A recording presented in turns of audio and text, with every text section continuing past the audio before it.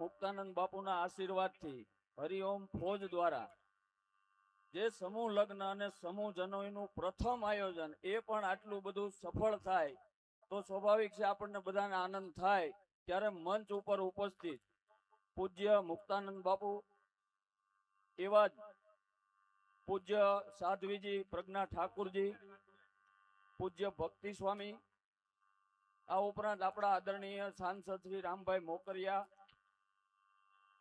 સાંઈરામભાઈ દવે અને બધાના નામ લઉં તો દાતાઓ સહિત આપ વિશાળ સંખ્યામાં ઉપસ્થિત બ્રહ્મ સમાજના ભાઈઓ બહેનો માતાઓ અને બાળકો, આપ બધાનું હરિઓમ ફોજ વતી હું હૃદયપૂર્વક સ્વાગત કરું છું।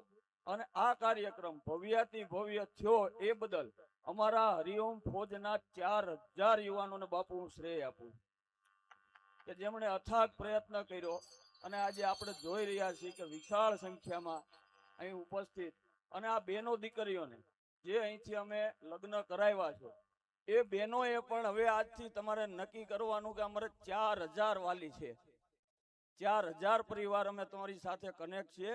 બધાનું દિલથી સ્વાગત કરું છું। હર હર મહાદેવ, જય જય પરશુરામ।